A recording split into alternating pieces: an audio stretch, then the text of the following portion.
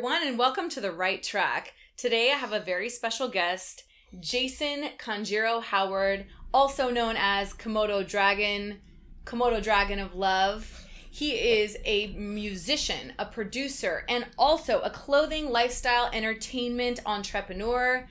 Thank you, Komodo, for being on the show. My pleasure. Thank you for having me. I'm so excited to be here. Cool, man. Well, I gotta say I love the shirt, first of all. Oh, thank you. Rocking the Hawaii dragon stuff. You gotta rock your brand. I got the dragons on the brand. Can you see that on the... Here, you got the red dragons. Yeah. Love it. I love it. Yeah. Again, thank you so much for being here. Sure. You guys may not know this, but he is making us sushi tonight. Yes. Sushi from scratch. Yes. I love that. And I'm getting a vocal lesson. So it's a barter situation. I'm making sushi, and then she's going to give me a vocal lesson. So I'm excited. Yeah, cool. Not that you need it, because I've heard you sing and you're good already. Oh, thank you. What can we do? We can take it to the next level, possibly. Yeah, I'm just trying to, on the vocal tips, maybe give one tip to vocalists, how to prepare your voice out there, before a show, what not to do, that kind of stuff. Well, all I can say is warm up. Warm up with lip trills. Oh. And here's how to get rid of the nerves. Okay. Shake them out. Shake them out. Okay.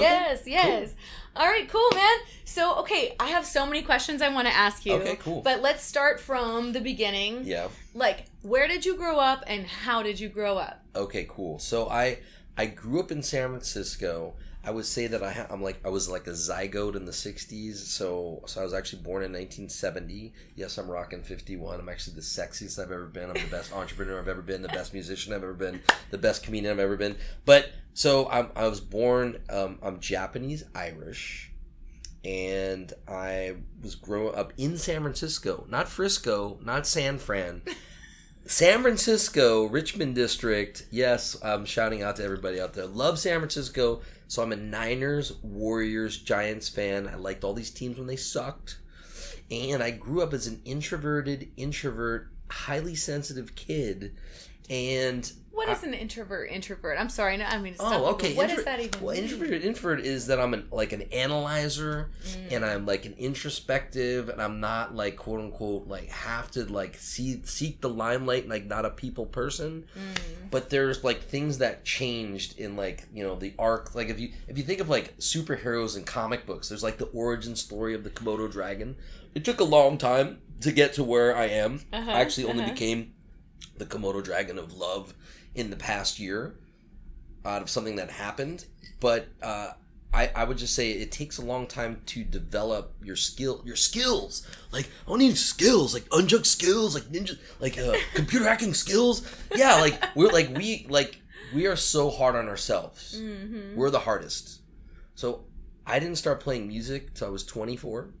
And it wasn't until I was talking to my friend, Chris Sikatich, and I said, God, I wish I could play music. I tried when I was 12, and I gave it up because it hurt my fingers. And I after college, I was grabbing my friend's guitar. It was I was picking it up, and I said, God, I wish I could play music. And he said, well, what's stopping you? And I said, well, don't you have to be born to play music? And he goes, that is the fucking dumbest thing I've ever heard. If you have rhythm, you can play. I said, really? So they brought my guitar from San Francisco to my sister's graduation, got it, and I started playing when I was 24. And now I just wanted to get good enough to play in the backyard with or around a campfire. And I got good at this thing called the sushi party, which my friend was hosting every year, and I always play at that. But now it's gone from that to doing dropping a show either on the Sunset Strip or at a mansion at the release party for Club Space Cadets. And I'm totally comfortable in my skills that now I need to give it to the world, because there's something that you say is you never hide your light. And every time you out there and you touch people and you bring it real, I think you change the world. You can inspire people.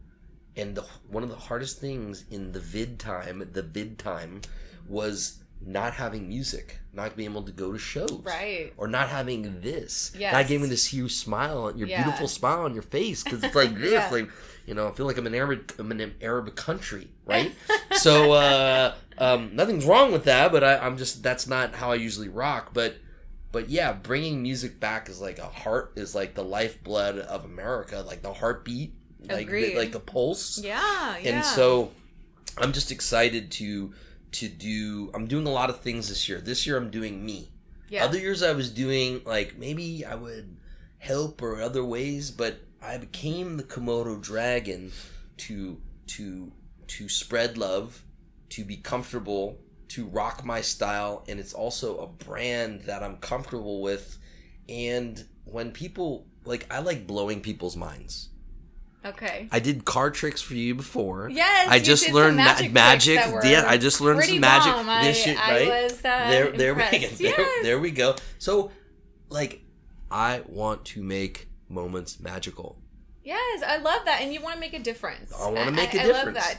Tell me, when you moved to LA, and sure. Also, when you moved to LA, and when you changed your name, like when you decided of the Komodo Dragon. Okay, I want to know how you did that. Well, there's a big like time difference, but I'll give you the highlights. So I moved to LA like 1988. Okay. So moved to LA, 88. I graduated from high school, came down, went to Loyola Marymount, went to film school, and I was not the Komodo Dragon then. I was just Jason, was just trying to find my mojo, right? Yeah. And I got into film, and I won an award in college for a film. Actually, it was shot on 16 millimeter, which is like totally, people don't even know what is that? Like, what is film? And so I made this film called A Confession, which won a Jack Haley Jr. award. And I was so terrified when I first played it on the big screen because I wasn't the Komodo Dragon yet. I wasn't even comfortable doing like public speaking, talking, because I didn't want to be judged. You were an introvert.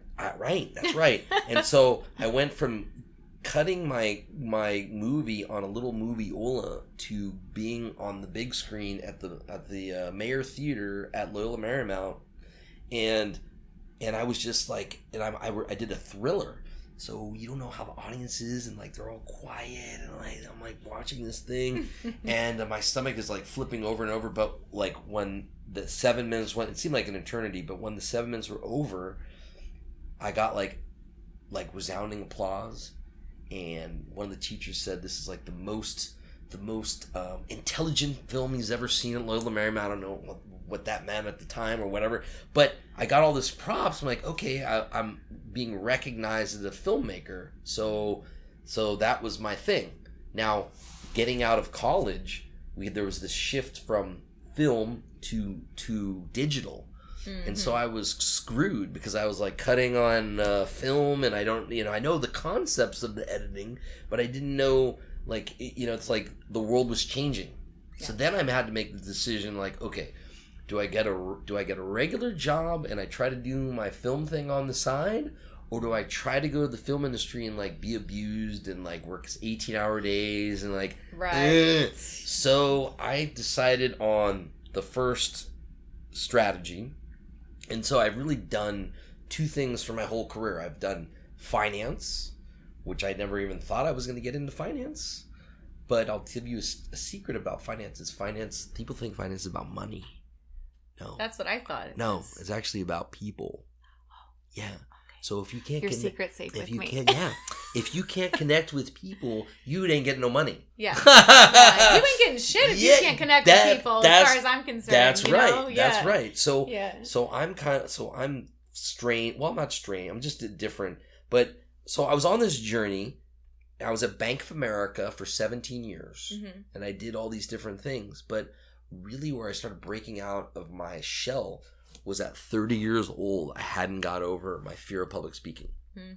Okay. And one of my mentors, sometimes people have to take a stand for you, right? Sure. And they go, you got to do this. So my mentor at the time said, David Tigner, he said, do you have fear of public speaking? And I said, yes, but I'm really good one-on-one. He goes, I'm signing up for Toastmasters. Oh, and I loved it. My dad does Toastmasters. There you go. That's great. My heart dropped, and I was terrified. Okay. I was terrified. Naturally. I had even done acting classes where I couldn't even look at the audience because I couldn't look into people's eyes when I was delivering a speech because I didn't want to be judged. Where did you look? I don't know. I looked on the floor. Which is not very good. No, it's no bueno. No bueno, right? Yeah, they say look to the back of the room at least. Well, actually, what I do now is first of all, you have to give up control when you're performing, when you're speaking, when you're performing, right? So what all you need to be is you need to be in touch with yourself, and you need to put yourself out there and be confident in your abilities. And people make 100 judgments about you before you even speak, right? Of course. And most people don't even give a damn of what you're talking about anyway, because they're all thinking about themselves anyway, and they want you to do well. But so you have to really simplify things. So when you're performing, you just need to come strong. When I'm doing public speaking, it's like people can't handle more than like 3 concepts. So, and you want to tell stories. So I became a storyteller. I can tell that about you already. You're always telling stories, and they're good stories too. Yeah. And you know how to keep them entertaining. And how to keep them entertained. And because I have a beginning, a middle, end to stories. Most people have a long middle, and they never end. I know. They don't. That is so true. Right. Yeah. So I did this, and then I got into managing clients for Bank of America, but I was doing film on the side. And then I kind of had this period where, well, maybe I'm getting out of touch with film, and I was trying to write the Great American Screenplay. That was how I was going to get it done. Oh, okay.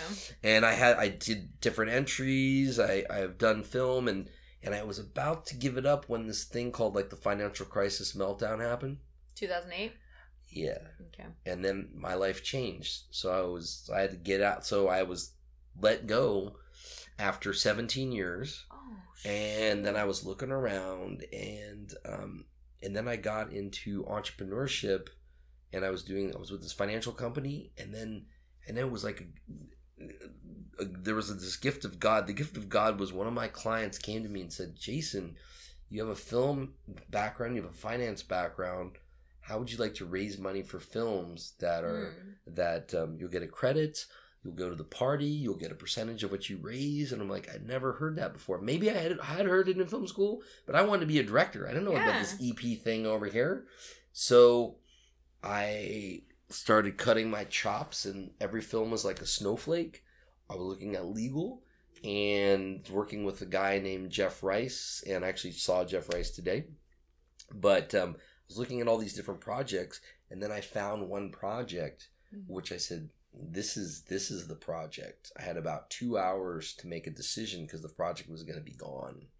So I read this. I hate those. Yeah. Those time sensitive decisions. I don't know. I wish I had a year. I it's one of those things that I think in life you need to trust your gut, right? How do you do that? How do I do that?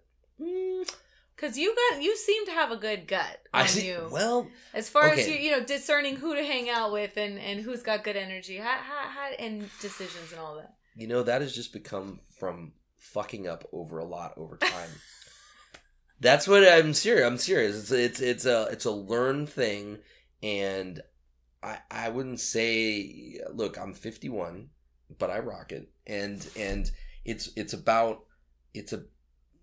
most people think like something happens to them and they dwell in that and they don't move on. No, learn the lesson and move on.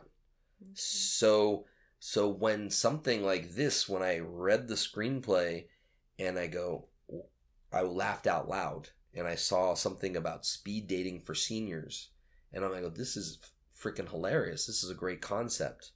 So by Friday, raised the money, got into the project. The film has a great cast. It has Blythe Danner, Sam Elliott, Rhea Perlman from Cheers, June Squibb from Nebraska, Mary Kay Plays from The Big Chill, Martin Starr from Silicon Valley, Malin Ackerman. It's a phenomenal film. It's called I'll See You in My Dreams. It's not a porn. I'll swear. It's called I'll See You in My Dreams. It goes to Sundance. We get a standing ovation at Sundance. And I will never forget it, that at the end of the film, I'm like, got tears like streaming down my eyes. I look over, my mom is crying, my dad is crying. Oh. Great experience. And that film went on to do like a 3-month run in the theater. And that film has made like $15 million on an $850,000 budget. Wow. So it is a home run. And actually, Jeff Rice verifies that was Jeff Rice is one of the most powerful producers in Hollywood. He's always dealt outside the system, and he said that was the highest ROI return of any film I've ever done in my career. Can I ask you? Okay, can you describe how that felt? It felt really good. I know, but good in what way? I mean, did you get butterflies? What does that feel like to have a real success that you've worked towards, that sort of everything serendipitously sort of came together? What does that feel like? You know, the thing is that I say that we learn most by pain and not through success. And that's actually, we only learn through pain. So what I learned from that is that I have a good nose for projects because I actually read material. A lot of producers don't, but I do. Okay. I will never raise money for any project that I don't read. Okay. Because I'm a writer and I respect the words and it makes a difference. I don't care who's packaged in it. It's going to make a difference, right? Yeah. And so what it just taught me was that trust your gut. You obviously know what is a good project. Now the trick is how to keep that up, because that is lightning in a bottle. So I haven't repeated that experience yet. I've learned a lot over the that was 2015. I've learned a lot on the journey since then. A lot of it has been painful because that was like no projects are like that. But what you try to do is try to surround yourself with the best people in life. People that aren't going to bullshit you. And the Hollywood trap is to insulate yourself with people that are yes people that will not go, tell you straight. And we need that. We need that in life. And all my friends have the opportunity to call me out if I'm not doing my shit.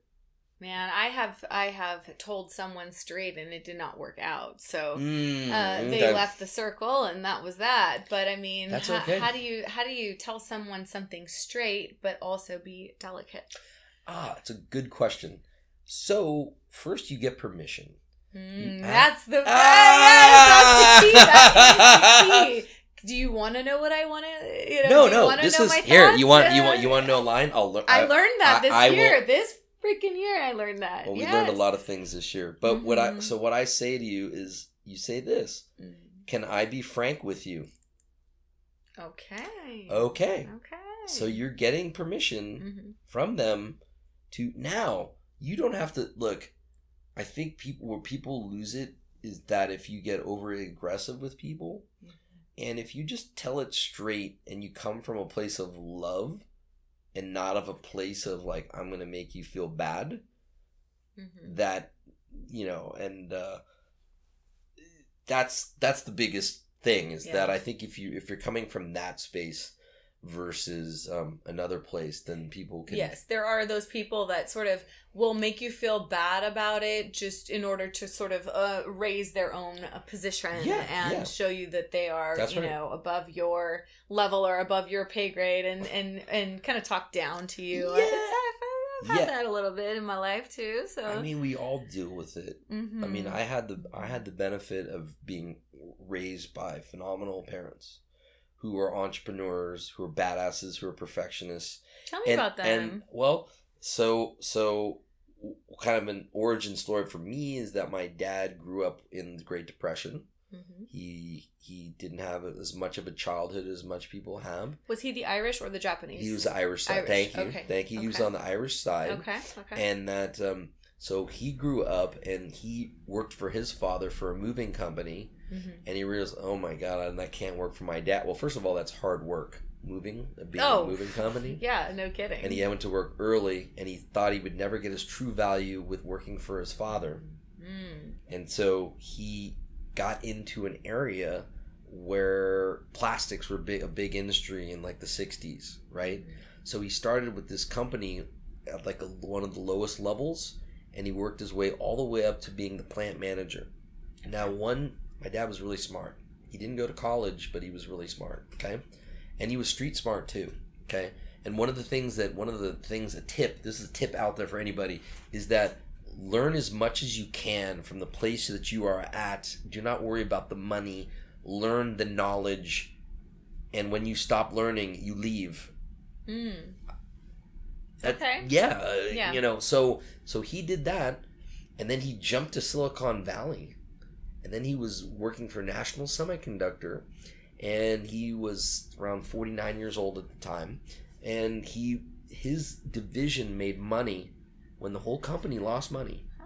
Now in corporate America, you think that's a good thing. But actually, if someone's above you, they may want to take your credit for your position. Yeah. So they came to him and they said, we don't think you have a future here because you don't have a college degree. After how many years? Well, he had been there for a few years, and his division made money in the company with the whole. So he was. And they dropped that on him? Yeah, but that's. So he's producing, yet yes, they're that's like, right. You don't have a degree, that's so right. That's maybe right. You don't belong here? That's right. Wow, that's pretty harsh. So he came home, and I was 12 years old at the time, and he said, Jason, I will never fucking work for anyone else ever again, and you're going to college. Oh, okay. So that was burned in my brain that if I was going to do anything, that I was going to be an entrepreneur and to do that. And then my mom, my mom was actually born in LA. Okay. She was born in Boyle Heights. Oh. And then this thing happened called World War II, and my whole family was interned during World War II. Wow. And then that's why I'm so big on just human right for people, to not to go after a group and any group in our society as an American, because we're built here on immigrants. Yeah. And my family's been here since 1896, and they say all of a sudden in 1942 that you're going to overthrow the government, and so think of this. In 2 weeks, you were told that you had to sell everything you had. You had to sell your property. You had to put everything in your bags, and then you had to be sent into these camps, and you got taken away of all your rights, and then you were put in these camps for 4 years and be held at gunpoint. Yeah, people don't know. This is not taught.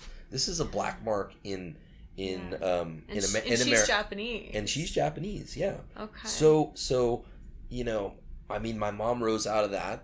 But my grandfather died outside of the camps of pneumonia. It was a terrible time. Terrible time. But guess what?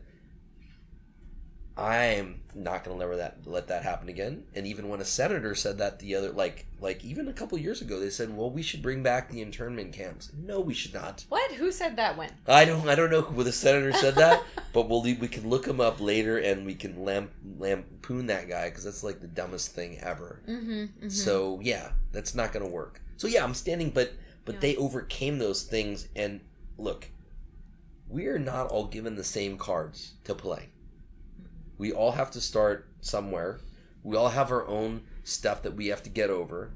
And even if I had great parents, they programmed their fears into me. Sure. And so sometimes that you basically have to find something in life where you have to take charge of yourself and get over. And we're here to get over the mistakes maybe repeated in a past life, if you're going to go that route, or whatever fears inside us, or whatever fears were projected onto us by our parents that we need to then overcome, right? That's right. Yeah. That's right. Tell me, so what does Komodo Dragon stand for? Perfect. Okay, so I'm not going to go fully into it, but basically last year I was Jason, and then something happened that changed my perspective, and I'll be honest. I think everybody had a hard time in COVID. Yeah. okay? Because we don't get to do this, and it's so cool. It was cool to meet you at Black Rabbit Rose. You should go to Black Rabbit Rose, by the way, because it's great. Actually, don't go to Black Rabbit Rose because it's too cool. We met in Hollywood. We met in Hollywood. Club. That's right. Yes. That's we right. saw one of the coolest jam sessions I've ever seen.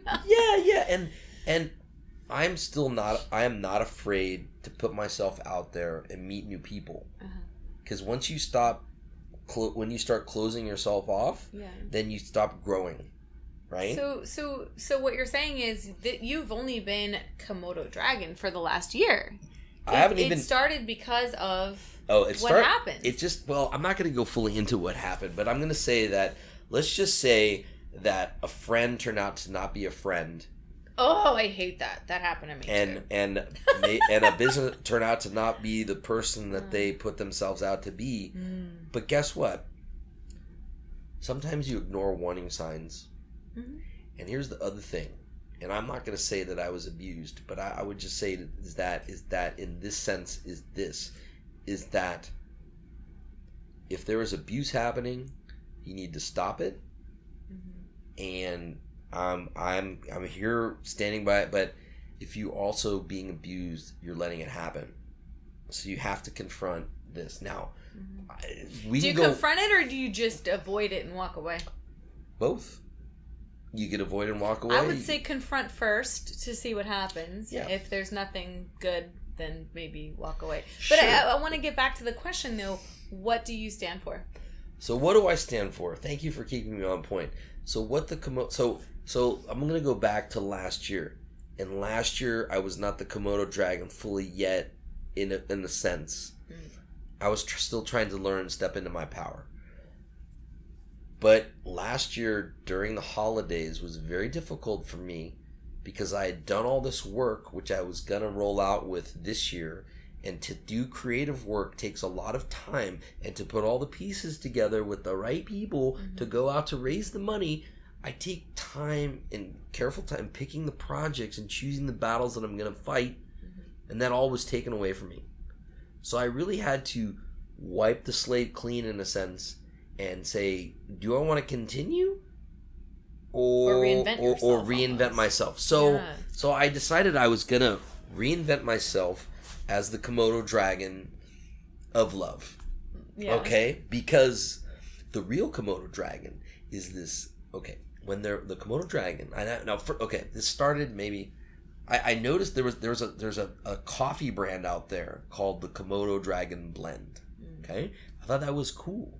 And I also, actually 4 or 5 years ago, I used to make a joke about like the Komodo Dragon, like it's coming out of my pants, kind of like it's coming out, like a Komodo Dragon, and like in that way. But no. So I always thought that was cool. Like I've always wanted to be a dragon, and I was a Dungeons and Dragons nerd growing up, and I used to play Dungeons and Dragons. But so I thought, okay, I want to do comedy, and there are all this stuff that's happening to me, and I also do music, and maybe that's just a cool brand that I could rock, Komodo Dragon. So going back to Komodo Dragon is actually the only real dragon in existence, right? They're like, big dragon, and then when it's young, it hides up in the trees because it doesn't want to be eaten. Okay. But when it gets an adult male, it's like 9 feet long. And it's about 175 to about 200 pounds. I'm about 178 pounds. Fictitious dragon, right? Yeah. And what they do is they will eat anything, and they will attack in groups, and they will infect you with a bacteria, venom-ish bite. And while you're like getting woozy, they will eat out your stomach, and they will kill you. Now, okay. I am not. Okay, I am not know this. I am not about that. Okay. I am trying to infect people with love. Oh, yes. That's so cute. So then, are you gonna eat my arm? No. So what I'm trying to do is that what I'm doing is that when I meet people that align, that have similar, like you're a musician, I'm a musician. You said you're doing a show, interviewing musicians and like up and coming musicians. I'm like, I need to be on the show because this sounds really cool. And trust your gut, and it's okay to like like if a friend burns you, should you give up friendship? No. Should you? No, hell no. No, you should not. You should you what you need to do is that, guess what? I put my friends on a I'm harder on my friends than on my enemies. Hell yes. Same. Yes. Same. Yes, like I have a high bar. Unfortunately, your friends are the only real people that are going to be a mirror and tell you what's up. Like, if you're doing something weird, if you're acting out, your friends are going to tell you, and those yes people or even the haters are going to skew it. But yeah, that's a good thing, I think. Well, I just think out of cough when I said it, out of COVID is that I learned that it's all about spending more times with the friends, family, and the people that you love. Yeah. And really is that we've been, I don't know, America's been in this like shell shocked. Mm-hmm. In this terrible place. Yeah. And businesses are going under and all these things are happening and corporations are taking over and I don't like it. So what I'm trying to do is I'm trying to inspire people to find another way to try to be the light for people, to be the light in the room, to be the light for people, to inspire people, to bring love with music. And then what started happening is that I started becoming this energy ray. Now I took this energy from, I have a good buddy named Chavez who's a freestyle rapper. Okay. And then I have one of my mentor named Dina Jackson, and they both have incredible energy. And I took that energy and I made my energy.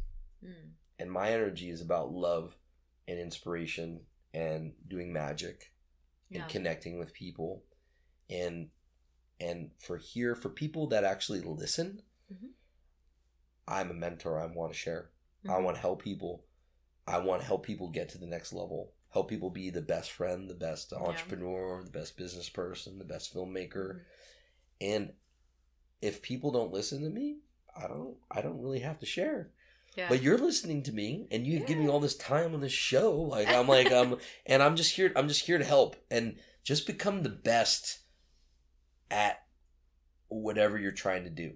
Yeah. Now. But what if... Okay. Go ahead. No. I'm just saying... But you wear a lot of hats, right? Yeah. So you do comedy, and you're a musician, and you're doing film and everything. So are you literally trying to be the best at all those things? Or are you a jack of all trades, but you're focused on one particular... No. Screw being a jack of all trades. That sucks. Okay. No. Master of all trades? Let's be the master. Now, I'm competing with myself. Mm-hmm. But here's how I stay young. I can learn from everybody. Mm-hmm, mm-hmm. Most people, some people get arrogant. They don't think they can learn. Mm. Now, I'm not that way. You think that's what that is? Arrogance? I don't know. Either that or just stupidity. I don't know. Or just I don't know. Lack of self-confidence. Maybe they don't think they can learn. Maybe. I don't know. But so I would just say is like a tip to... Now I'm 51, so I've taken a lot of years to do this. Now, I didn't get over my fear of public speaking until I was 30. I didn't pick up the guitar till I was like really 24. Mm. I'm like experiencing this renaissance where in the last 3 years, all I've been doing is working on performance. Mm. Whatever that means. Whether it's music or speaking. Speaking, I'm a master speaker. And I like I say these things is that I'm not being arrogant. I'm just talking about that I've done it so many times. Mm-hmm. And actually I've taught it. So if you teach the subject and you've done it mm-hmm. and you have and you get kudos, I've done stand-up comedy, okay? And I think comedy is at the highest level. And I just thought things over this past years that were maybe in this time is that we need to laugh. I know. Who are some of your favorite comedians? Favorite comedians? Eddie Murphy is probably, the OG. Sam Kinison, he's not probably politically correct right now. Dave Chappelle, I love. Ronnie Chang is another comedian out right now who's phenomenal. There's a lot of great. Do you like Joe Rogan? I do like Joe Rogan. Do you ever listen to his podcast? I do. I listen to his podcast a lot. I really like it. He's great. Grounded. He's great. He taught, first of all, he's an MMA guy. Mm-hmm. He's also a stand-up guy. Mm-hmm. But he's real, and he's not afraid to put himself out there, and he's a great interviewer, and really, like, I just like to find out. Me as a Pisces, I like to find out what people are the most passionate about, and also what the people that are the best at. So this last year, when I was meeting people, I was asking people that. And I've assembled this killer band. Through one guy asked, I said, hey, what do you want to do? And he goes, well, I want to make music for movies. Mm-hmm. And I said, well, this is funny because I produce movies. And I said, well, what do you play? And he goes, I play bass, guitar, drums, piano, and organ, but I don't like to sing. Mm-hmm. And I said, come over to my house. Let's do a jam. Yeah. And so we jammed together, and he thought I was going to bring out one harmonica, and I took out 20.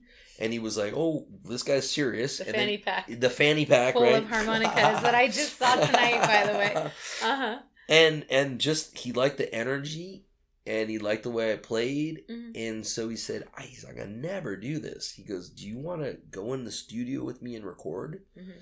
So he's my bass player, Art. He's my bass player, and then I met this other guitar player through some friends, and then I know this saxophone player, I know this drummer, I know the keyboard player, and this band is kind of assembled very recently. It's like this superhero group. That's this so band cool. that's like assembled together. Okay. And then my other friend Chavez, who's a freestyle rapper, so we're gonna. What's your role in it? I'm lead singer and lead singer. Okay. Lead singer. I'm picking most of the songs. It's gonna be my show. So, all originals? No originals. I'm rewriting. So I haven't gone to the point where I'm writing my own songs yet. But I would just say if you come to one of my shows, is that the way that I do them will not be like any way that you've seen them. And then I'm also bringing in other elements. Like, we're going to mix over cross genres. I'm going to have a freestyle rapper sitting on a lot of the songs. They're going to not sound like anything like the original. But guess what? We're going to bring it 1,000% correct. And it's going to be launched on October 5th with the clothing brand that I'm doing. Yes. Nice. So you do cover songs, but you sort of change the lyrics. I change the lyrics, and I'm always changing the lyrics, and I will throw in some Komodo Dragon references. Maybe I'll throw in references of like where we are and what we're doing, or because it just makes it more fun. I'm actually a better live player than in the studio because I listen, and maybe that I'm a writer. And I just haven't done songs yet, but now that I've been working in this format and I've been doing a lot more stuff, I'm going to write songs. Can you give us like a sample? Oh, a sample. Okay. Yes. Sure. Yeah. Okay. So something that maybe you'll be playing with your band. Okay. Sure. Okay. Yeah. Okay. So I love the band Lynyrd Skynyrd, but I don't really identify with Alabama. So I rewrote this song it's called Sweet Home California. Okay.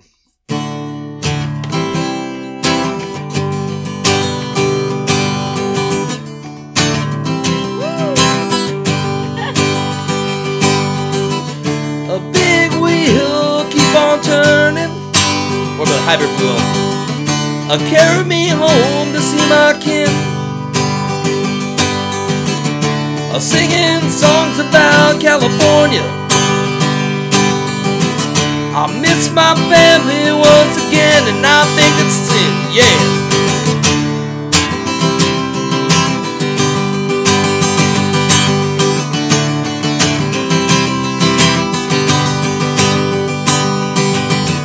Well, I heard all the haters talk about us. Even the president is putting us down, former president. Well, I hope all the play haters will remember, we people in California don't need you around and out. A sweet home, California, where the sky's also blue and the love is true. A sweet home, California, Lord, but I'm always coming back to you, California.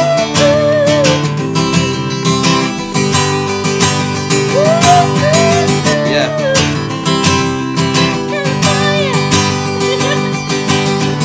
In California, we don't love the governor.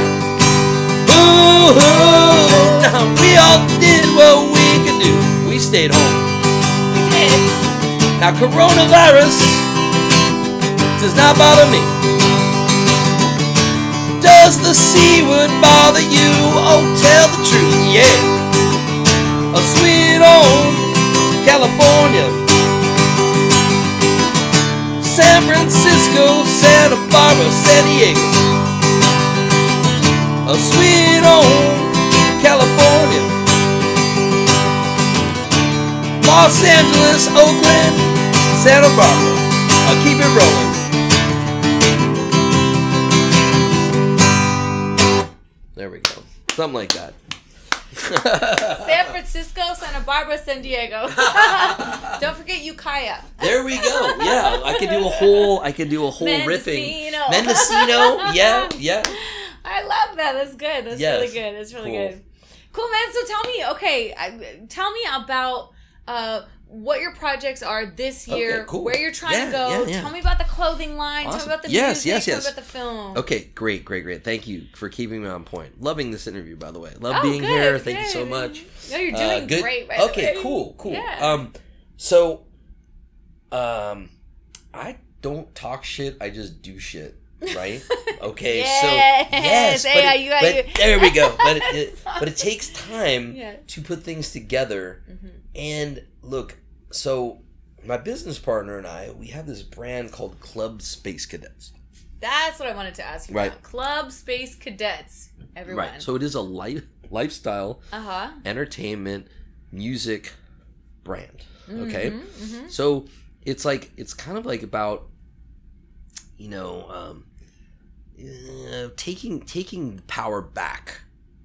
Okay? For like the people. For the people. Okay. Right? I love that. Right. And what there's going to be opportunity, because both my business partner and I, Jesse Maturo, and I'm the Komodo Dragon.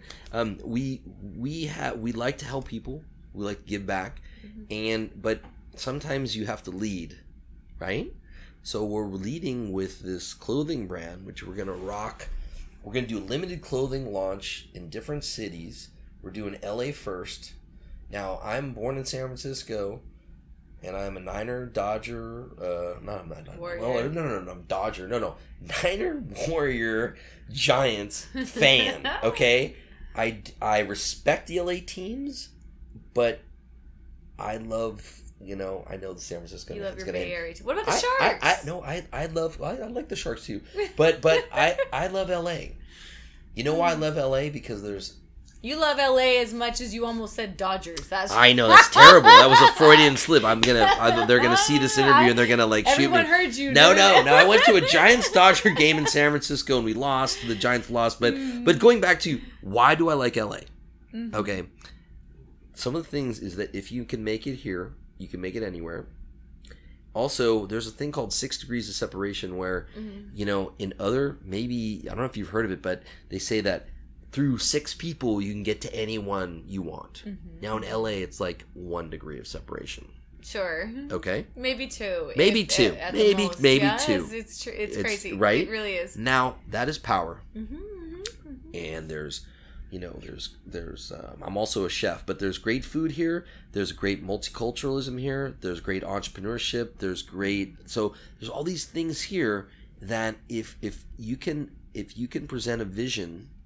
And you can enroll people, and that's what I do, is I enroll people in this vision of love, is that we're dropping this brand. Mm-hmm. We're going to do 100 jackets. That's it. Mm-hmm. They're going to be all different. And they're going to have a different image on all the back of the jackets. And they're going to be a one of a kind, 1 of 100. Be able to check that online. We're talking leather jackets. They're talking about jean jacket. We're actually going to do a collaboration with Levi's. And dude, dope. And it's gonna be super dope. We're gonna do 300 shirts, and we're gonna do some stickers and some pins, and that's it.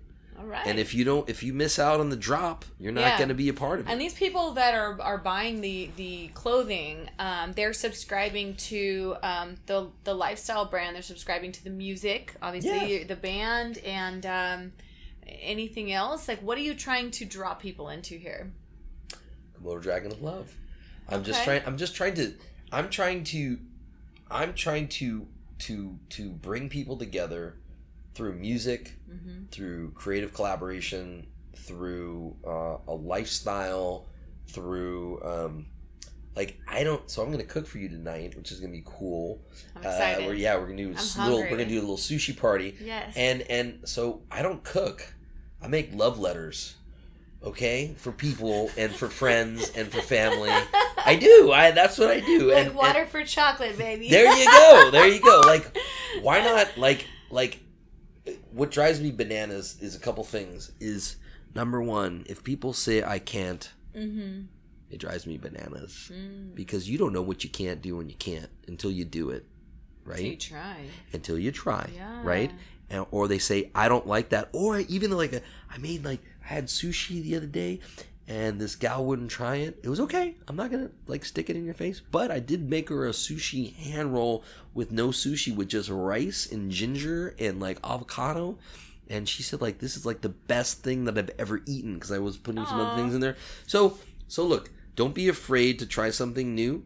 Don't be afraid to suck when you're starting something. Sure, that's a big one. Because people, we want to be perfect the first time we do it, which is bananas. No, who is that? Amadeus, maybe?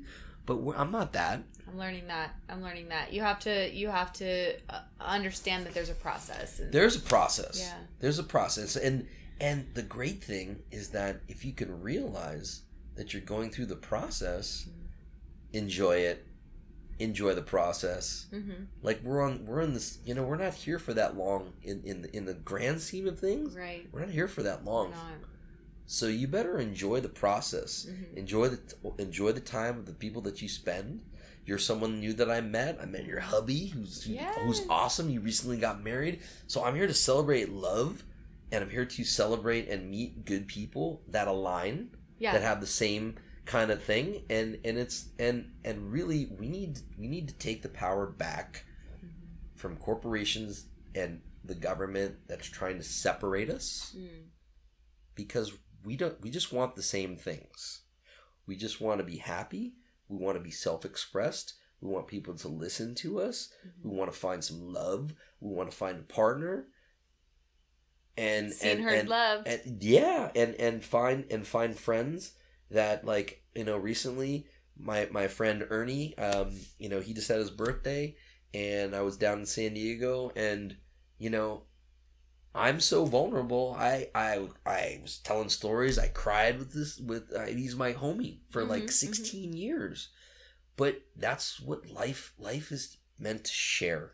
Yeah, life is meant to find your tribe, whether it's Club Space Cadets, sure, and to be with this group. And when I put this band together, which we're gonna kill it, I'm so excited because at 24 I didn't even think I could play music. Yeah. And even in the even up to 4 years ago, I wouldn't even dream about being a professional musician. Screw all that. I am a professional musician. I sing great. I know what I'm doing. I'm even better on harmonica. But I'm humble. I'm just trying to get better. I am not nowhere of where I'm going to. We're at a peak in life. I still have things to do, and I was in this car crash where I was almost killed. The other twice in the last year. That's insane. And one was a head-on collision, and the other one was a guy missed me on the wrong side of the freeway. And I don't know if that makes you realize how little we really have. Yeah, and I have so much left to do. And one of the things woke me up to say I need to get out there more, and the other thing is I need to be out there doing what I'm supposed to do and expressing my love. So, question: we'll wrap this up and have sushi and everything, but do you have a mantra or a morning ritual, or how do you wake up every day as Komodo? How do you do that? I mean, how do you have such a positive friggin' attitude? Just tell me that. You know, I'm doing, okay, I used to do things before because I had to make money. Mm-hmm. I'm not doing that anymore. I'm doing me this year. And I still got to make money. Unfortunately, we're in this world, we have to make money. But guess what? Here's a secret.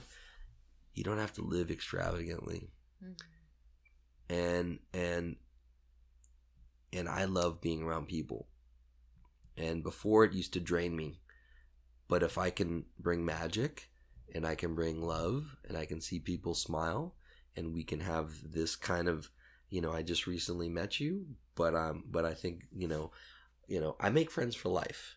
So if you think of it like this, if that you're not alone, and that your friends can help. Now you have to do most of life alone, and you have to kind of conquer what you have to do.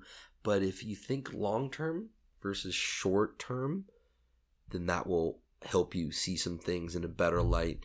And so I wake up in the morning and I have purpose. Feeling like P. Diddy. I'm sorry. I just wake up in the morning focused on the work that I need to do. Okay, for that day. And I'm a self-starter. Mm-hmm. I set goals, but I'm open to the universe. Mm-hmm. And I'm open to having deep conversations and just learning. And I can learn from you. I can learn from your husband. Mm-hmm. I can learn from life. And if you take that thing, is that I can learn from everybody, is that every day can be magical. And this was a magical day. Yeah. Yeah. That's awesome. That's good. That's good advice. So wake up in the morning, learn from your day, be open to having deep conversations. I totally agree with that. Yeah.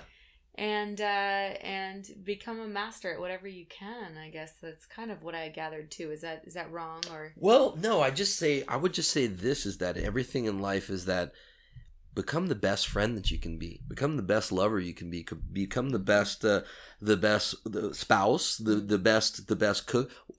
Don't limit it. The best musician. Yeah. The best speaker. Mm-hmm. The best storyteller. I mean, look. I'm competing against myself. But I have a high bar. And the thing is, this is where we've been messed up in the society. They've lowered the bar. And they say that this is totally great. Agree. And I say that sucks. Yeah. This is where I want to be. Yeah. No. Yeah. So I want to be at that bar. Yeah. And if you can't... Literally, make me a Manhattan. Exactly. Find yourself a better bar, right? Find yourself a better bar. Make me a better drink, please. But I think also here's another thing. Spend less time doing this. Oh, good Lord. And more time doing this, connecting with people. Yes. But there's a thing called, it's be present in the moment. No, I don't want to hit the table, but be present in the moment. Mm-hmm. Be present with the people that you're talking to. Mm-hmm. Don't think about 5 years from now or if they live in the past. Mm-hmm. No. What is right now? Mm-hmm.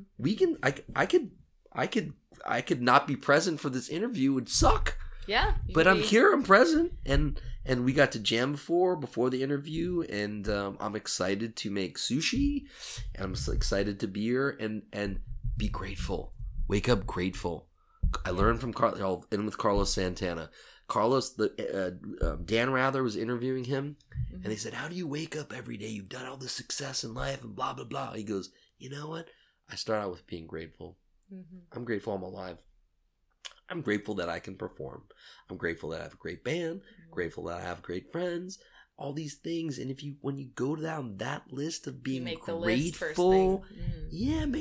a list that you can if you're in a bad place, reach out to your friends. Mm-hmm. Let your friends check you. Don't get too arrogant. Be humble, and start with being grateful, because to be alive, even in this time, is a great thing, because there's so much opportunity. Yeah. There's so much to make money, to make friends, but just have a purpose.